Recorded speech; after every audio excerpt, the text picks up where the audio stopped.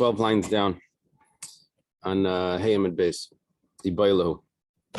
We thank Hashem that we're able to learn every day. It's chas of learning. Should have the base of English immediately. Okay.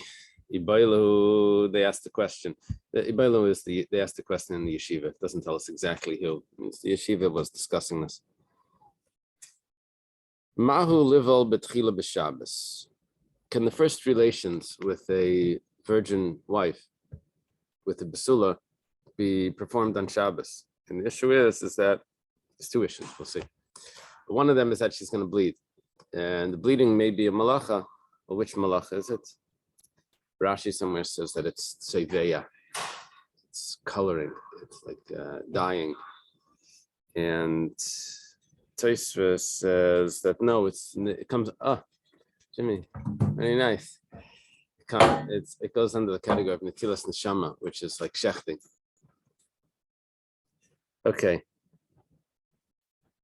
The question is if just that one area being cut could go under the din of netilas neshama. You know, of yeah, not dying as in die. Yeah. Okay. So the question goes like this: we have this is like a flow chart. We're going to give options, and if you take this option, then you get another two options, and if you take that one of those options, you get another two options, and then you can go back to any of those other ones on the other side and see maybe that's also a possibility. So the options, first options are dam mifkad paked ay chabure michbar. Is the blood just contained behind the skin of the virginity of the psulim? But it's not that the blood vessels are being cut and it's starting to bleed. It's just contained behind there, like in a container. Or maybe no, it's a chabura. Maybe the blood vessels are being cut and it's a new fresh wound that's coming out. Okay, dam mifkad paked sounds like it would be mutter. So we have option A and option B. Imtim salaim dam mifkad paked. If you say that it's mutter, why? Because it's just contained. The blood was there. It's not a new wound. The blood was just being held there. So ledam hu tzarech v'shari. There's no reason to prohibit that. He just needs the blood. Now, what does it mean? He needs the blood. Tosfos gives two options here. One is he just wants to get the blood out so it doesn't bleed every time he has relations. He wants to finish the basulim. Another option is he wants to make sure that she's actually a psula. So he just needs the blood. He wants to see that there was blood. That's what the Gemara can mean over here. Okay, so all of that would be mutter. Or maybe he actually wants to make the entrance, the opening wider, or he wants to make it into an opening, and that would be a problem. What's the problem of making an opening? Rashi says it's binyan, it's building. It's a binyan bekalim, I don't know. Yes. So maybe even if I say that it's not a wound, it still could be asur because it's making an opening. Can't really make an opening on Shabbos. Am I skipping over here? No, that's where we're holding. If we say that he just needs the blood, then it's mutter, right? It's not because he wants to make an opening. But the opening is made just automatically without his intent. He doesn't care about it, but that's what's happening. Well, halacha Reb Shimon, mutter. Do I say that the halacha is like Reb Shimon that holds that on Shabbos a malacha that's done without intent is permissible, right? Or do we say halacha Reb Yehuda, or do we say that the malacha that's being done without intent is asur according to the opinion of Reb Yehuda? So even if he doesn't have intent for any malachas, it still may be asur depending on which opinion we follow.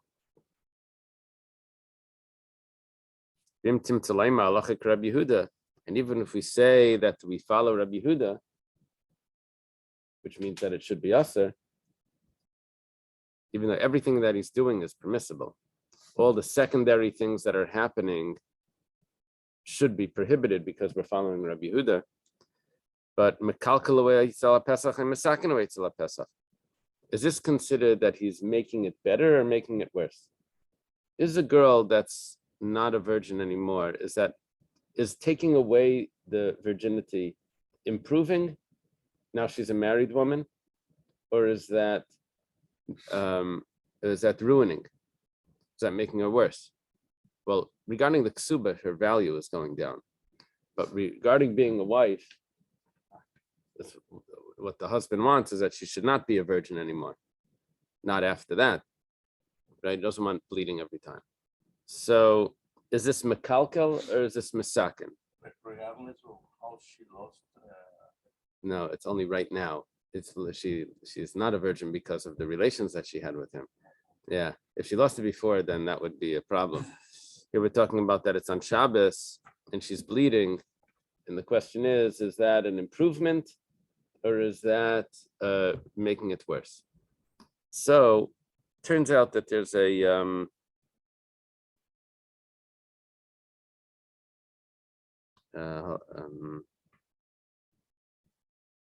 Rabbi Yehuda's view. Let's set this up, set the stage up. We have a general machlekes between Rabbi Yehuda and Rabbi Shimon in Masechta Shabbos. That is, do we say davar she'eino miskaven is aser or mutter? A malacha that's done without intent. So, for example, if someone drags a bench on the grass and it makes a little groove along the grass, that's considered plowing. So if it's a heavy bench that for sure is going to make a groove, then everyone would agree it's a problem, even Reb Shimon. These are two students of Rabbi Akiva, Rabbi Yehuda and Reb Shimon. But if it's not a heavy bench, then, and it's not necessarily going to make that groove, then Reb Shimon says that it's mutter. And Rabbi Yehuda says that no, even though you didn't care for that groove, that wasn't your intent. You wanted to move the bench in the place where you would be comfortable to sit. So Rabbi Yehuda says that it's still aser because he holds that even without intent, it's still considered a malacha. Now, there's another machlekes, and that is that if you do a malacha that's not constructive, but it's destructive, is that chayev or not? Rabbi Yehuda holds that it's exempt. Now, it would have been easier for us to say that Rabbi Yehuda is always strict about all of this. He holds davar she'eino miskaven as chayev, but it turns out when it comes to this mekalkel, Rabbi Yehuda turns out to be the lenient one. He holds that mekalkel is pater, and Reb Shimon holds that mekalkel, that when it's destructive, it's still chayev. If you think about it, the way to understand it, like an easy way, is just that Reb Shimon would leave us with no malachas that you'd be chayev with. Any of the malachas that are destroying, like untying or putting out or breaking something down or all of this. If he doesn't hold that mekalkel is chayev, see, Rabbi Yehuda holds davar she'eino miskaven is chayev, or is aser. Davar she'eino miskaven is aser. So he gets malachas out of things even though they're not wanted. Even though you didn't want that to happen, it's still considered a malacha. According to Reb Shimon, you only chayev if you wanted it. So if it's something that you're ruining, what about that? So he says that if you wanted that, even if it's mekalkel, even if it's ruining it, if you intended it, not if you wanted it, if you intended it, even though it's ruining, it's still chayev. As for Reb Shimon, it's just the intent, and for Rabbi Yehuda, it doesn't have to do with the intent. It just has to do with the action. Right. Okay, so even if we're going to say that the halacha is Rabbi Yehuda, that the intent doesn't matter, but maybe it's still mekalkel Eitzel Pesach. I mean, mesaken Eitzel Pesach. Maybe it's mekalkel, and according to Rabbi Yehuda, mekalkel is going to be exempt, or maybe it's mesaken. Maybe it's fixing the opening. Okay, that is the first way of going through this flowchart of questions. Ikadamri, you see, all of that is based on the first question was, do we say that the blood is contained, or do we say that the blood is a fresh wound? So what saying that the blood was contained and then saying that he doesn't need the opening, and then saying that it's a davar she'eino miskaven, following and davar she'eino miskaven, and even if we follow Rabbi Yehuda, but maybe it's still mekalkel. Now let's go to the other side of the very first option. It goes ikadamri yimtim tzem medam chiburim mechbar. Let's go to the other way. Let's say that it's actually a fresh wound. Sounds like it should be usher, right? To have the first relations on Shabbos.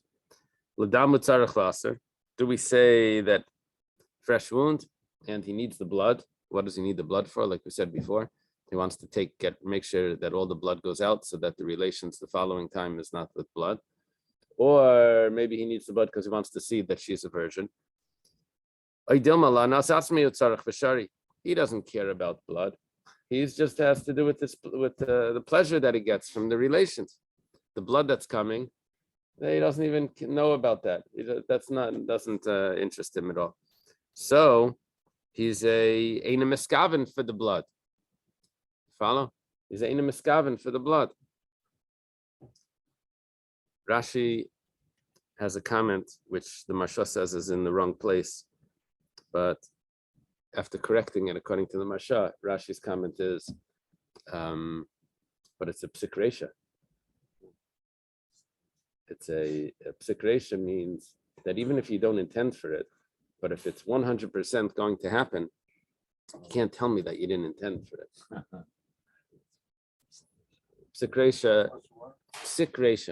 Psikresha means that if a person, he doesn't intend to kill the chicken, he just wants to cut off the head, and what do you know? It died. That was not my intention.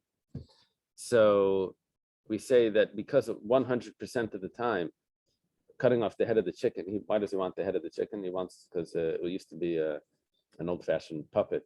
You know, the kids then would play with live things, not like today you get a doll in the not Toys R Us anymore, but whatever. But those days they had like a finger puppet from the chicken head. It'd go his finger in it. So if he wants this puppet, and he doesn't intend for it to die, even Reb Shimon that holds that on Shabbos a malacha has to be with intent, but he says if it's 100% going to happen, that it's still chayiv. Still, so Rashi's saying now that what are you telling me that you're not interested in the blood that's coming out from the virgin wife is without intent, but it's 100% going to happen. So Rashi answers, so the Gemara is going to tell us later that there is the concept of hatoya, where you can have relations in a like a twisted manner, and that he doesn't break the skin. Somehow, it's possible to be able to do that. Now, if that's the case, then it's not 100% going to happen that there's going to be blood. Okay. And even if you're going to tell me that there's no intent, the blood, he just wants to have the pleasure. Halacha Rabbi Yehuda, halacha Rabbi Shimon. But do we go like Rabbi Shimon that says that the intent is everything, and without intent it's permissible? Or do we follow Rabbi Yehuda that says that the intent is not everything, and it's still going to be prohibited? We know that you didn't have intent for the blood, but nevertheless it's usher because the blood comes. But even if you're going to follow Rabbi Yehuda that says that it's usher because davar she'eino miskaven on Shabbos, even without intent, it's still prohibited. But maybe mekalkel b'chabura mesaken b'chabura. Do we say that taking away the blood, taking away the virginity, is an improvement to the wife, or do we say that it's a destructive act? It's ruining. Depends what you want to look at. As she as a wife, or she as the market for the ksuba, for that value. It's destructive. Her ksuba goes down. On the other hand, now she's a wife that she's able to live with. And if you want to tell me that it's mekalkel b'chabura, that it's destructive act, so then the mekalkel, when it comes to destructive acts, halacha Rabbi Yehuda, halacha Rabbi Shimon. Do we follow Rabbi Yehuda or like Rabbi Shimon? So we took this approach following Dam Mifkad Pakid, that the blood is just contained. And we left off with a question at the end of, do we say that it's destructive or constructive? Then we took this the approach on the other side, that maybe it's a fresh wound and it's cutting the blood vessels. And we end up again with the question, do we say that it's mekalkel? And if it is mekalkel, do we say that mekalkel, that means destructive, that it's, we follow Rabbi Yehuda that allows it? Rabbi Yehuda doesn't actually allow it. Rabbi Yehuda really says that it's exempt from punishment. Or do we follow Rabbi Shimon that says that it's chayiv? Okay. Over here, we're taking it a step further, that he allows it or doesn't allow it. Itmar, we're on top of Daf Vav, top line. That's in parentheses. The Bei Rav Amri, in the yeshiva of Rav, they said, Rav Shari, the Rav allows the relations with a virgin on Shabbos for the first time, even though it's going to bleed. Rav allows it. Shmuel Aser, and they also said what Shmuel holds in the yeshiva of Rav. They said that Shmuel forbids it. But Nardoi Amri, in Nardoi, which is the city where Shmuel lived, they said the following. They said Rav Aser, Rav doesn't allow it, and Shmuel Shari, and Shmuel does allow it. They lived in the same town. They lived in different places. Rav was in Surah, Shmuel was in Nardai. Take a look at the next piece of Gemara. Each said his Rebbe permits it, and the other one forbids it. Amrav Nachman Bar Yitzchak. Nachman Bar Yitzchak says, "V'simanach eila mekil natzman ve'eila mekil natzman." If you want to just remember who says what, just remember that each of them permit it for themselves. Yeah, we have the Gemaras like this in other places. That the halacha goes according. The halacha ends up being said over by the people of that city in their own name, in their with their own teacher, and the one that's not the halacha ends up being recited in some other view. Yeah. Gemara now challenges this. Rav Shari, does Rav say that it's permissible? We didn't explain exactly why. We just know that it's permissible. But one of the things that we're going to have to come on to is that davar she'eino miskaven, something without intent, needs to be permissible, right? Because there are malachas that are being performed. If I say that he needs the blood, if I say that the blood is just contained, then I have to say that, well, he doesn't intend to make an opening, to make a Pesach. If I say that it's a wound, but I have to then claim that he doesn't intend to make the wound. He was just interested in his own pleasure. So I'm going to have to come on to the concept of davar she'eino miskaven to allow it. Is this opinion I'm not sure.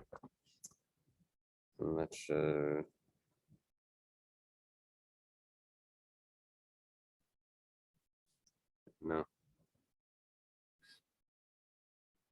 Yeah. You see the Rashi Dilma, the Pesach Miskaven, Rashi says for you kibinyan v'aser. That's okay. So the problem is, this is in introducing a question. Rav Shari, Rav allows that. Shari, it means mutter. The tough and the shin are interchangeable, so it's like tari, like mutter. But Rav Simi Bar Chizkiya said in the name of Rav, this cloth barrel stopper. They would push a cloth into a barrel to seal it up. The problem is that it would absorb liquid. Then when you would push it in or take it out, you'd be squeezing it. It would be schita, right? You're not allowed to push it in on Yom Tov because it's schita. Schita is asar on Yom Tov because it's dash, because it's one of the earlier. It's too early in the malachas, right? We only allow the later malachas of lush. Do we allow teichen? Sort of. Sometimes. Which malachas on Yom Tov are allowed? Not plowing and not those early malachas. Only the ones that are directly in the kitchen.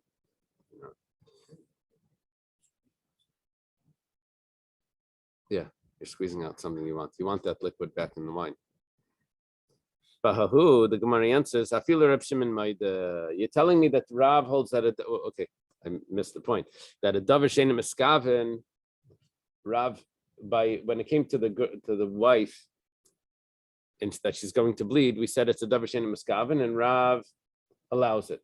But then when it comes to Yom Tov, pushing a cloth into the hole of the barrel, and it's going to squeeze out the liquid that was absorbed into that cloth, we said that Rav forbids it.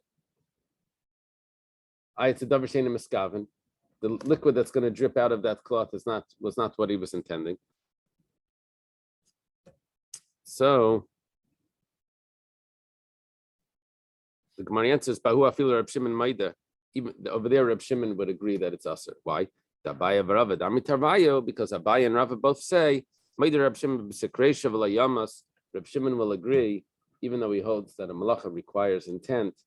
But if it's 100% going to happen, you can't tell me that you didn't have intent for it. It's like the case of the psikresha of cutting off the head of the chicken. Psikresha becomes the word that tells me that it's The head. right. Severing the head. But if it's an imbecile, he doesn't know that you cut off the head. He never saw, like, sometimes they play with a mouse and they kill it by accident. Uh-huh. He didn't know about that. You argue that? I'm not sure. I'm not sure if it's a claim on the person, psikresha v'layamas, that it had to be that you had intent, or is it just the fact in the malacha, in the action? Whether you were aware of it. Right. Kind of like the guy who goes to a red light, says, I'm colorblind. Uh-huh. Yeah. What do you want?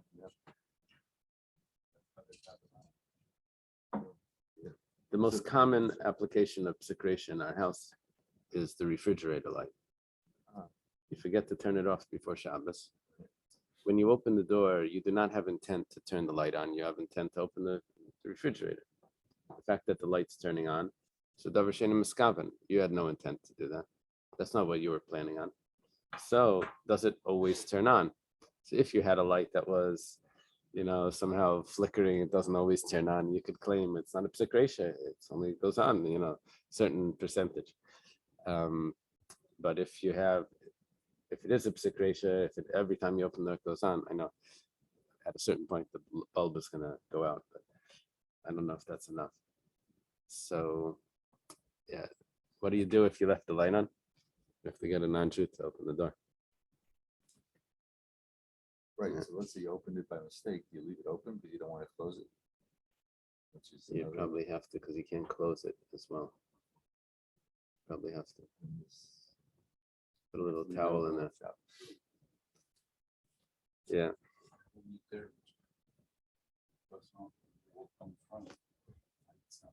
Oh, really?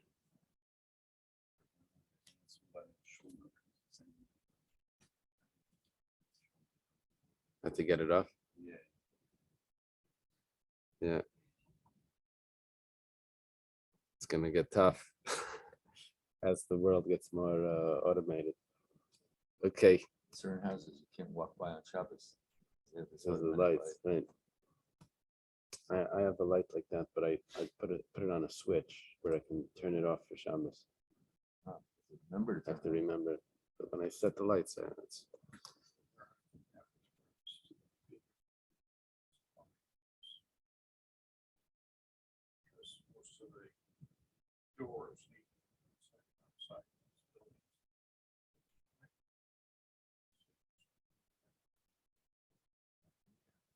uh-huh.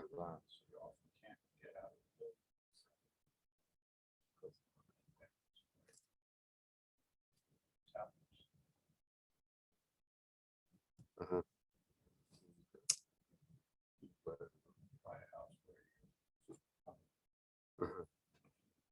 Gonna have to move to the moon. It's gonna be tough. Rav Chia Barashi, and over there you find the same thing. Rav Chia Barashi Amarav Halachik Rabbi Yehuda. We're creating a problem now. You told me that Rav allows to have relations with the virgin wife on Shabbos. You're gonna have to come up with. You're gonna have to accept that Rav holds davar she'eino miskaven, not intent, is permissible on Shabbos. The problem is, so we had a question that where Rav said that something with intent is prohibited. We said, oh, over there everyone holds it's prohibited. That's a different case. That's 100% going to happen. Problem is, Rav Chia Barashi was a student of Rav. He tells us that Rav holds Allah is like Rabbi Yehuda. That means that intent, even without intent, it's still prohibited. How does Rav say it's permissible? Rav Chanan Barami Amar Shmuel Allah Reb Shimon. And Shmuel holds Allah is like Reb Shimon. Rav Chia Baravin Masni B'lei Gavri. Rav Chia Baravin taught the same halacha without the introductory names. That Rav Amar Allah Reb Yehuda, Shmuel Amar Allah Reb Shimon. Becomes problematic. How could Rav permit it? How could Shmuel permit it? Well, Shmuel is easy to permit it. He holds like Reb Shimon. That's easy to remember. Shmuel Shimon, the shin. But Rav, how could Rav permit relations on the first time on Shabbos if he passes like Rabbi Yehuda that prohibits activity even without intent? Marian says, "Leilam Rav Rabbi Yehuda Svirle." Rav really holds like Rabbi Yehuda. We have a way out with all of that flow chart. What you're going to have to say is like this: the blood is not a wound. The blood was just contained there. It's just like opening up and releasing the blood that was contained there. Now we have a problem, but what about it's making an opening? We say, well, that's considered ruining. That's destructive. That's not constructive. And destructive would be permissible. Would be. That's what we're going to have to accept. And then therefore Rav doesn't need to paskin like Reb Shimon that allows something without intent. He could even go like Rabbi Yehuda, who says that destructive act is permissible. What about if we go take it the other way, that the blood that comes out is a cut blood vessel, and therefore the bleeding, the bleeding is actually an actual wound. We're going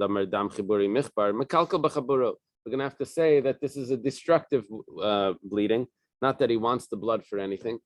And this is the reason why it would be permissible, not because he doesn't have intent, but because it's mekalkal, and he could follow Rabbi Yehuda.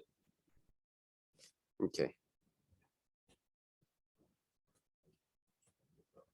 It could be that sometimes someone wants the bleeding to make the meat look more red or something. It comes up still today in terms of leeches. Oh, the bleeding is necessary for skin grafts.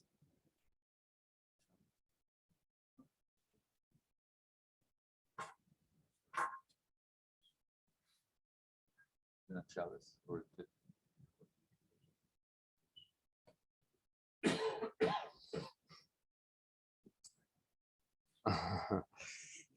For skin grafts, they use leeches to get the blood to flow through the new skin.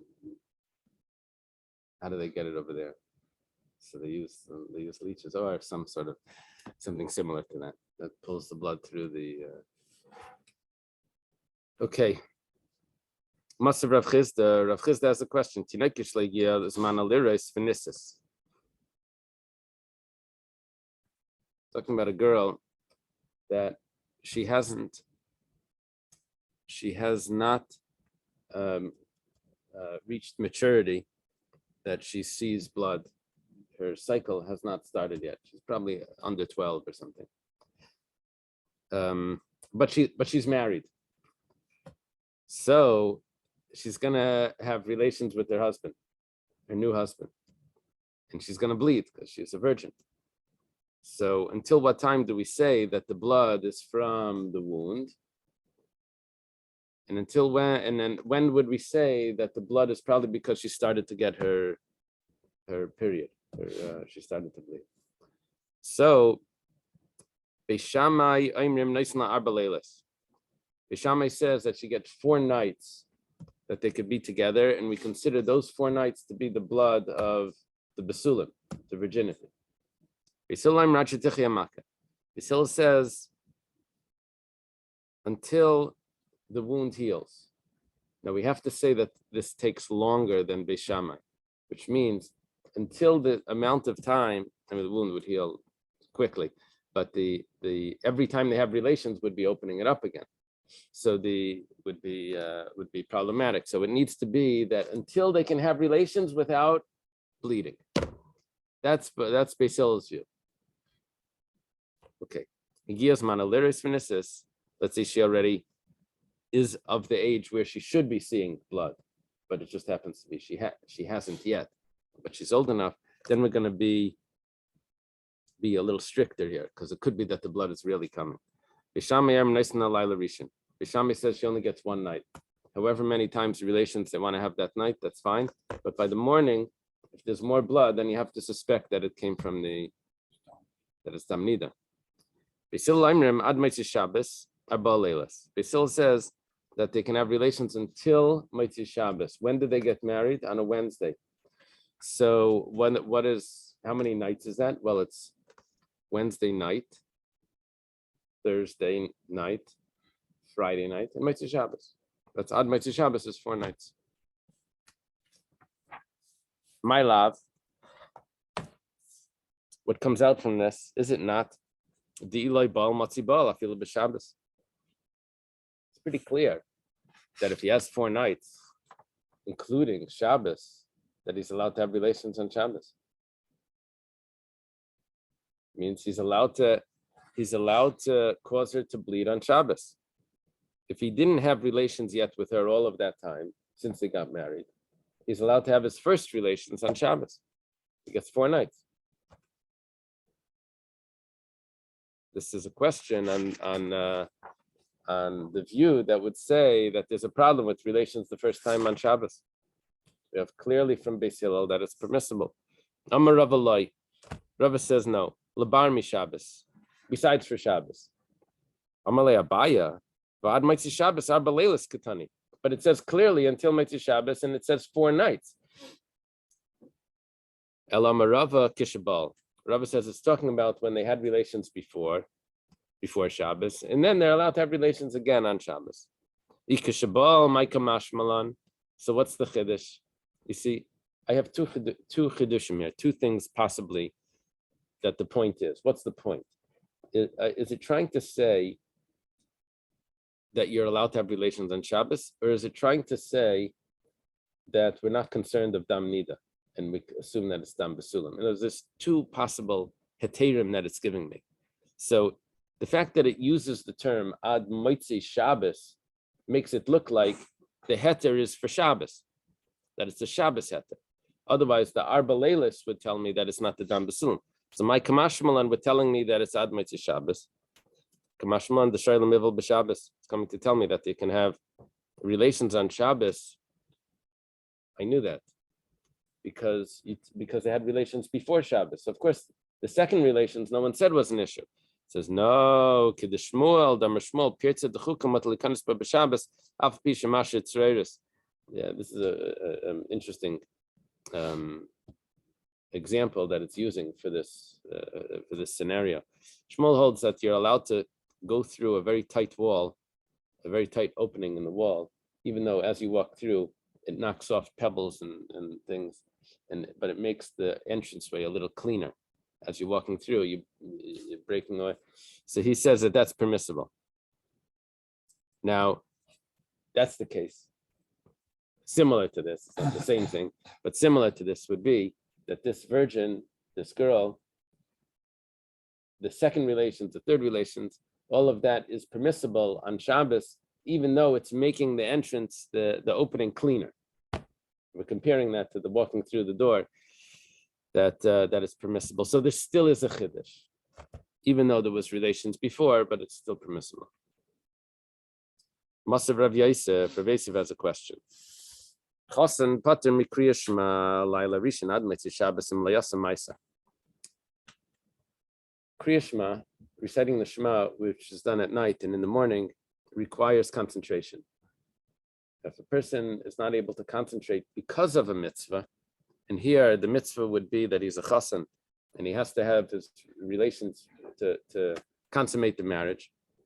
And it could be that he's concerned about a million different things. One of them is that maybe she's not a virgin. Possibly he's concerned about actually performing the relations properly. So he's exempt from reciting Shema until he consummates the marriage. Now, how long could that go on for? So we say that goes until Motzei Shabbos, if he didn't consummate the marriage yet. After that, we don't give him that exemption from reciting Shema. Okay, my love. He's nervous. He's anxious. Right. My love. The Tarid the Bailamiva. We're talking about that he's concerned, he's anxious because he needs to have relations and he didn't have relations yet. Well, we gave him until Motzei Shabbos.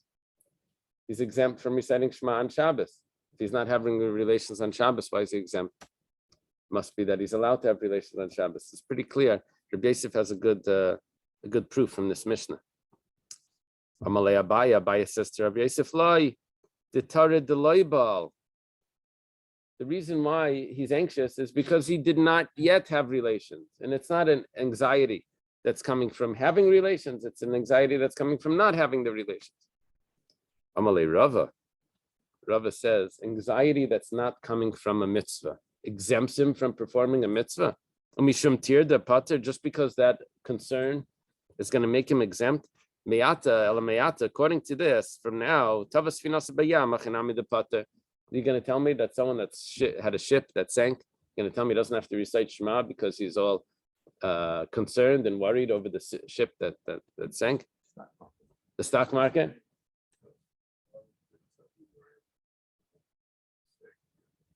Right. But what's the halacha by that? We don't tell you that you're exempt. We tell you concentrate harder. You know? Okay. Maybe we'll say yeah. Maybe we'll say Yataki exempt because he's worried. The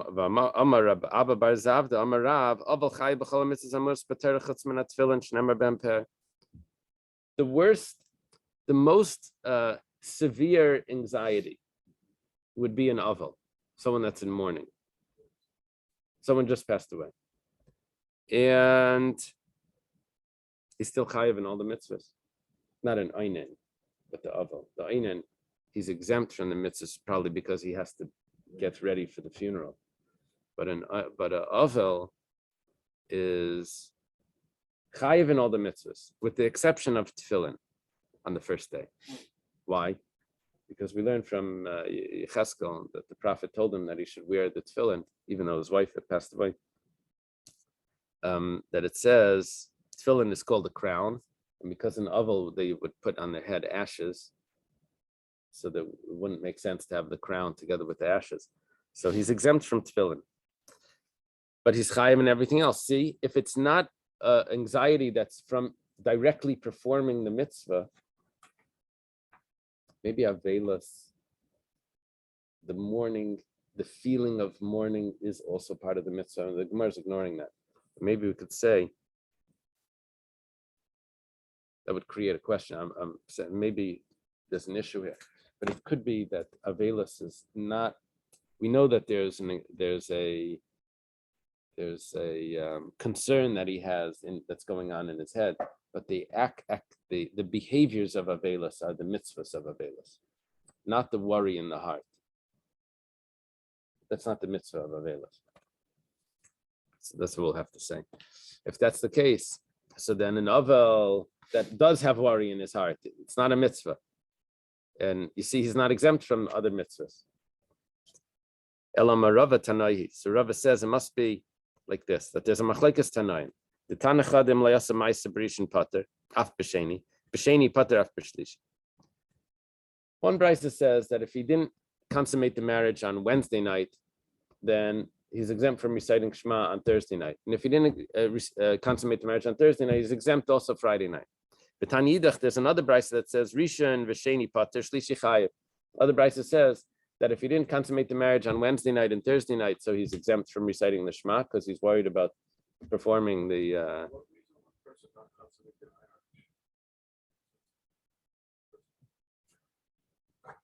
marriage? Yeah, for those days they got married. He's still only 12 years old. Yeah. So why would? Just one second. Just one second. Hello. Yeah. Yeah. Hi, Shmuel. Yeah. Call me back because I'm in the middle of the share. Okay. My son in Israel.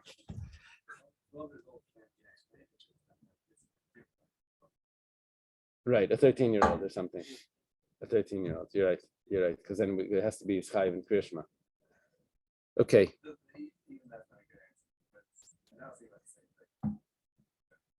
Uh-huh. Understand why.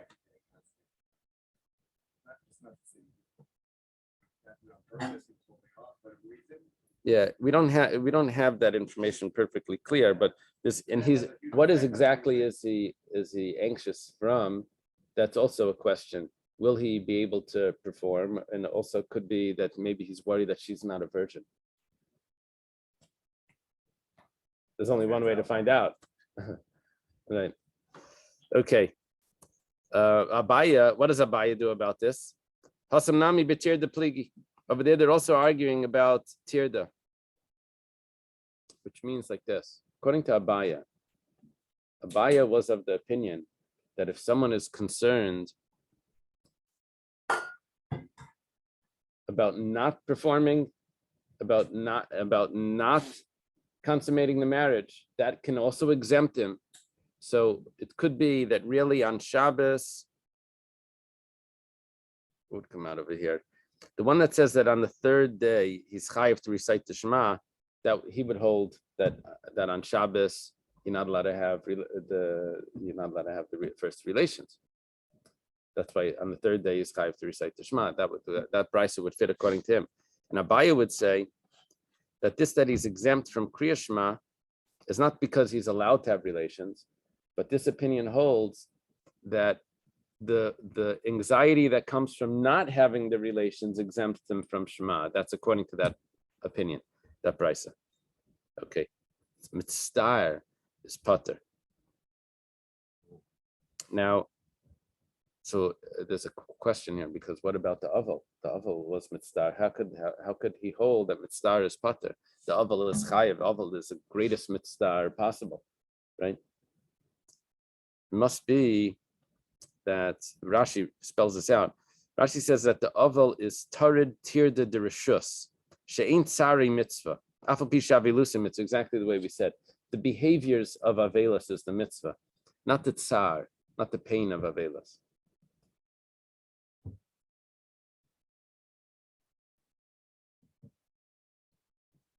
But the one that's mitzvah, that he did not yet have the relations, that's considered a tsar of mitzvah. Very interesting.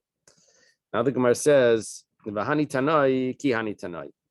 These tanaim would follow these tanaim. In other words, we can match up the tanaim that we just said. If you're allowed to have relations on Shabbos, together with another machlekes tanaim. It says like this: someone marries a virgin, he should not have relations the first time on Shabbos. The Chacham say he's allowed to. Man Chachamim, who are the sages that you're quoting that say that you're allowed to? Amar Rabba Reb Shimon Amar Davar Shein Miskaven Mutter. It's Reb Shimon that holds that an act that's done on Shabbos without intent, in other words, not intent to create a wound, not intent to release the blood, not intent to make an opening, all of that non-intent is allowed. Amalei Abaya says to Rabba was his teacher. He says, what about psikresha? There's definitely going to be blood. There's definitely going to be an opening. Says Amalei. He says, like halalu bavliim shein b'kiyim b'ataya. Not like those Babylonians that don't have relations in a what's the term for that? In a, like a crooked way. diverting way.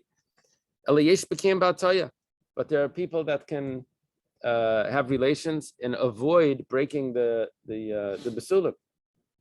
So it's not a psikresha. Says Im Kain, if you're talking about these experts in having relations at Dombre, so Tairid Lama.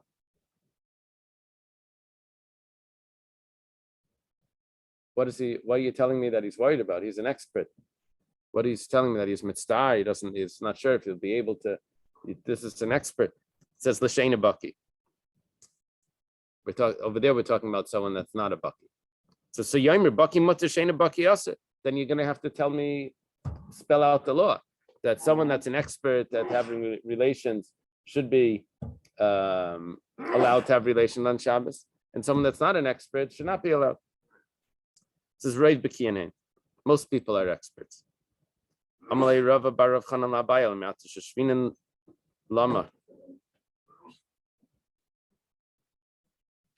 Mapa Lama.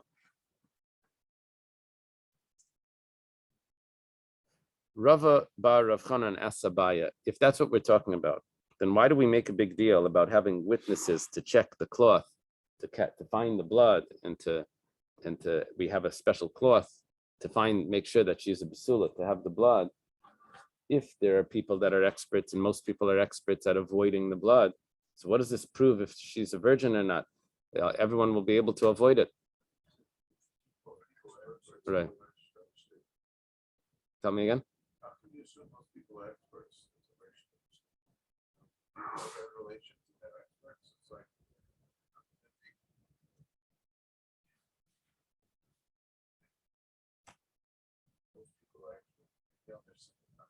Yeah. Well, most people had relations more than once, if you take all of the society.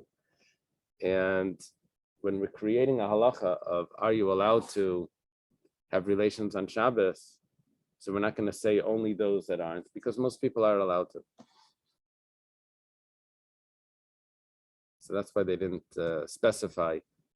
They didn't divide the halacha into half, because most people are allowed to. So the halacha was that they're allowed to. It's not considered psikresha. That's for sure there's going to be blood. Now the problem is that if there's not for sure that there's going to be blood by a basula, so why would they used to examine the cloth after the relations to make sure that there was blood? Otherwise, he could run to Beis Din and say that she wasn't a basula, and they would have witnesses not watching the relations, but making sure that he didn't dispose of the blood or something. So what is that for? Amalei, Hasam Shema Yirav Yovet. Maybe there will be blood, and he'll lose it. And the cloth. So that's what we're doing over there. That's what the witnesses are for, to make sure that they see the cloth before he loses it. Now, what would happen, you see, what we're talking about over here is that let's say he's going to come to court and say, I didn't find blood, I'll make a false claim. So she'll still say that, well, that's because I'm still a virgin. And that would be a response to that claim. But it's just, so why do we have the cloth there? Is to make sure that it doesn't happen that there was blood and it gets lost. That's what and the witnesses are there to see the cloth as well. Okay, let's leave it over here.